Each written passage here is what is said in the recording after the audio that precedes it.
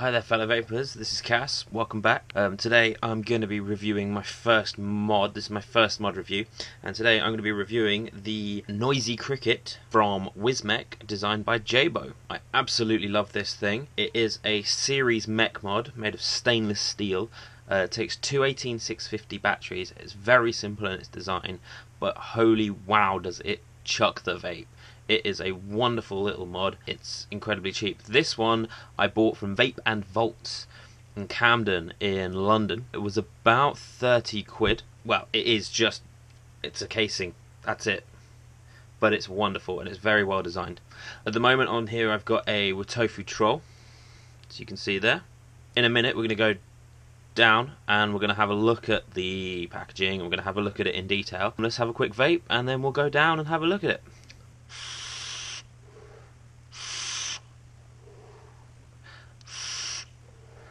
Let's go have a look at this mod. Remember, this is the Noisy Cricket from Wismec. I love it. Let's have a look down below. Okay, here we are with the Noisy Cricket mod up and close. We've got this plastic shell box here. So Wismec logo, Noisy Cricket on the side. And on the back we have some simple quick start instructions there. About the negative and positive posts on the batteries, the button and the 510 connection there. So inside the box it is literally just the mod, there's nothing else. Very simple, wonderfully designed thing. This is the stainless steel model and I believe it comes in six different versions. You've got silver, black, red, grey, blue and brown, and they're all a sort of brushed aluminium. I assume the coloured ones have been anodized. On the bottom you have the Jaybo logo there, and you've got these sort of Art Deco retro style air vents there for the batteries, and on top you have your button. It's a Delron button seated in a brass ring insulator. The insulator's on the bottom of the button obviously, not the brass itself.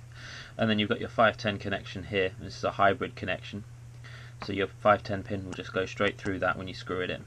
And it's very important you have a certain type of 510, but I'll go over that in a second. Let's go over the dimensions a little bit here. So it is 79mm tall, it is 40mm wide, and it is 22mm across, which means all of your 22mm devices will fit wonderfully on that. I have myself a Watofu troll, which is also stainless, and that fits wonderfully. I'm going to screw that on later. So to get your batteries in here, you just unscrew each of these. Threads are a little dirty at the moment, but that's because I've been using this the last few days pretty heavily and it needs a clean. So you got your first button, there's the insulator I was talking about. You can see it just pushed through there. 510 connection. Now you can actually, I use a coin just to get the first two turns in there, first few turns, and then after that I can sometimes just undo it with my hands, but today apparently not. So we're going to use the coin. That works wonderfully well. And take it out. There we go. We've got a little indent here so that your battery doesn't auto fire against this, so there is a difference in the connection points. And this is the case. Now if you look down into the holes, you can just about see a sort of rocker plate which connects the two posts, the positive and the negative, from either battery. This is a series mod, so depending on which way round you were, if your button was this side, you'd have negative positive with your positive touching the 510. This is symmetrical, so it doesn't actually matter which way round you put the button and the 510 connection, but it does matter about which way you put your batteries. I'll go into that into a second. These edges here, they're very, very well machined. They're not sharp, you won't cut yourself on them, but they are wonderfully machined, and it's a good mod. Sits flat, solid, and it fits in the hand very well. It's very nice to hold. Now it's important to notice that this is literally a case with the connections in it. There's no protection, there's no safety involved in this, like electronic safety. There's no reverse battery protection or anything like that. What you have to make sure is a few things. The first thing's your batteries. Now, at the moment I'm using these G-Power 25 mAh batteries, IMR 18650s, 3.7 volts, and they have a high discharging current of 35 amps. That's important because depending on the build you put in here will depend on how much goes through your coils. The main thing you notice about these is the wrap is in good condition.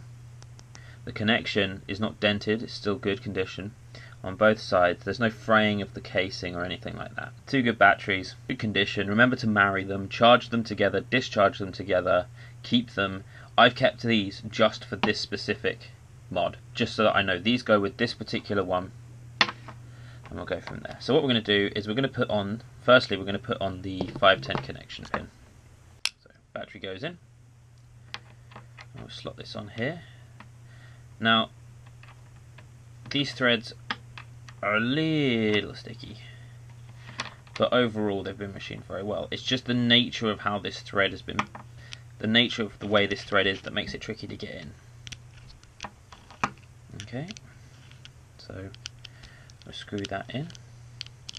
Now this, it's worth noting that although the threads are identical on either side, this one doesn't stop screwing in, or at least when it does screw in, it will screw lower than the edge. Now if you want your 510 to sit flat on there and to actually reach all the way through there, the 510 pin on your RDA, just screw it until it's in line. It goes both ways, but I just screw it until it's in line, and that works perfectly well. We're now going to put the other battery with the negative point facing upwards. Slot that in. This is because you get a good connection. Now, I am aware that you can actually have these batteries the other way around. You can have your positive touching the button and your negative touching the 510, but this way you just get a better connection. There's more of it to connect to. So, I'll screw that in. This one's a lot easier to screw in because you've got a lot more to hold on to. So screw it in, screw it in, screw it in. All the way in. And then just use the coin to do it. Now I wouldn't screw this in with an atomizer head on here, because sometimes when you're screwing it, you push the button. There's not a lot of travel in that button. It's nice and clicky, but that's it. That's all the travel you're getting. So we put this to one side for a second and show you what's the next important thing that's very, very important to realise. Can you see here that this atomizer head has a protruding 510 pin? Now I can actually screw this one in and out like this. So there we go, all nice and out and back in. Now even in its screwed in state, it still protrudes. There we go. The main thing is you cannot let the tops of the batteries touch the pin and the edge. You will get a hard short, and it's very, very dangerous. You can end up doing yourself a lot of damage that way. So you've got this protruding 510 pin, and then you've got the thread there. And just gently screw it in. Okay, and it screws in solid. It's also worth mentioning the type of build that you should have on here. Nothing too low. After a bit of research, it's recommended not to go any lower than 0.3 ohms, which sounds quite high, but when you've got 2 batteries running in series, that's almost 8 volts that you're going to be, well, it can be just over 8 volts that you're going to be running through this, and you're going to end up with it very, very hot, which for most people is going to be way too hot. I've actually got 2 0.7 macro coils in here, so each coil is about 1.4 ohms. Put them together, you end up with about 0.7, just over. I think it's about 0.71. So I actually built this on another mod. Don't build onto this, because there's all the chance of shorting. There's a chance of touching the button while you're doing things, like burning yourself or getting any shocks, things like that. So that's very important to realise. It's a solid, it's simple, it's elegant in its design, and it works very, very well. The main thing is that you know what you're doing with your mod and your batteries and your power. Learn about these things before using it. This is not a mod for new vapors. This is a mod for someone who knows how to build, knows how to deal with batteries, knows about battery care. Those are the most important things when it comes to this. And if you know those things and you get one, you're going to have a wonderful time vaping with it. There we go. So let's take a back up top, and we're going to have a vape with it. Okay, we're back. Let's have a quick vape on this thing, and then I'm going to talk about the pros and the cons, why you should get it, maybe things that could be changed, maybe things that could be different, some safety things that I've kind of got to tell you guys. Let's have a vape. This is chucking real dense vapor. At the moment, with this Watofu Troll, I've got a big chuff cap on the top of it, so I've got mountains of airflow. The airflow, as you can probably see, is completely wide open. I've got a max VG in here, so I get quite a lot of vape anyway, but it's not too hot. I'm only taking short pulls. I mean, it's a 1 second pull. You know, tiny, it's a lot of vape for a very short pull. I think this is great because it is so simple. It is literally that. It fits in the palm of my hand, as you can see there. I can fire it in 2 different ways. You've got this button on the top here, and it's a hair trigger. You barely have to press it. It's nice and clicky. I can do it in either this thumb style here, or I can spin it around and I can do it more like a trigger there. It works perfectly with all 22 millimeter diameter devices. Really, really lovely. This one, as I said, I bought it for about 30 quid. I think it's about $35–40 if you're buying it in the States. It's not expensive. Now, I love my Watofu Troll. I vape on it every day. I've been vaping on this for about 2 days now. Some of the safety features that I should mention is obviously, and as I mentioned in the up and close, is you absolutely have to make sure your batteries are correct. If your build is wrong or your batteries are wrong, you run the very real risk of doing yourself some damage, destroying the mod, and hurting yourselves. This is not a mod for beginners. If you're not sure what you're doing, don't get this.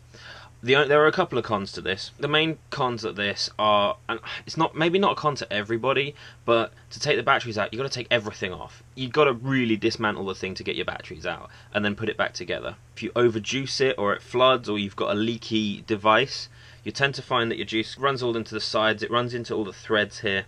I would say if you're looking to move into higher end series mods, this is a really good start. It's so simple, there's nothing to go wrong in it. As long as you know what you're doing, that is the important thing. I love this thing. I would absolutely recommend it to anyone moving into mech mods. Remember, it's unregulated, there is no electronics in it other than the batteries. I think it looks wonderful, it feels wonderful, it vapes incredibly well. It does obviously tend to absolutely eat batteries. I get about 5 or 6 hours if I'm vaping on this regularly, and that's pretty good for me. I've got others that I use, but this is actually definitely becoming a daily vape for me. And this mod, with the power it brings out through my Watofu Troll, I get the vape I want to get out of it. It's thick, it's dense, it's hot, but I kind of like that. For me, that's okay, I don't mind that. You get great flavour out of it, and the thing is as well, it's immediate power. It's like that. There's nothing slowing it down. Your RDA is directly touching the batteries, so you have very, very little voltage loss. It's just a wonderful device. What else is to say? So let's have a little vape, and we'll wrap this one up. Thank you for watching, thank you, and I will see you guys next time. Remember to subscribe, to like, and share this video around. Thank you for watching, I hope you enjoyed it, and I'll be back with a couple more juice reviews very soon. This has been Cass, I'll see you guys next time.